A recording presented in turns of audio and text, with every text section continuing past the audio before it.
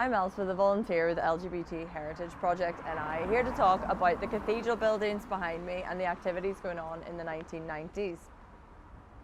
We're on Lower Donegal Street in Belfast, and here in the early 1990s a number of LGBT plus grassroots groups were running services in these buildings, including Cara Friend and Lesbian Line.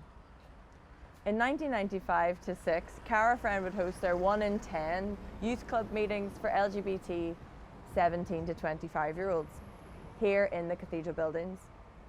According to an ad in Women's News, the club would have regular meetings, they would invite speakers, organise social outings and weekend trips. 1 in 10 also issued a small magazine around this time, GLAD, Gay and Lesbians Against Discrimination, in conjunction with the Youth Against Sectarianism groups in the 1990s. Also in 1995, there was an interesting moment of groups lobbying together to set up a lesbian campaign and information group in Belfast.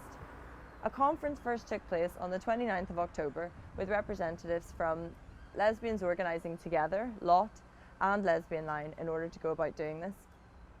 The backdrop to setting up this group was a bill that was issued in England to change the age of consent to 18 for gay men. The passing of this bill was controversial, and it highlighted the different positions that lesbian women were in.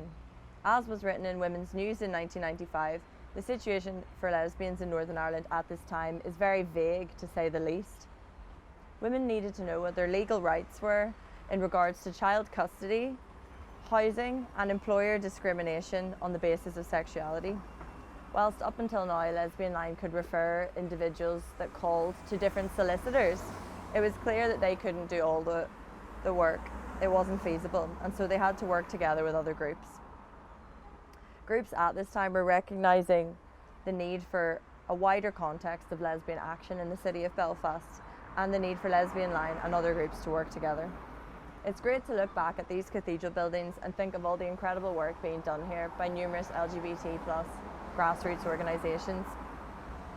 Their cooperation, working together to help local citizens and fight injustices in Belfast, is definitely something to look back on and be proud during this Pride Week in 2020.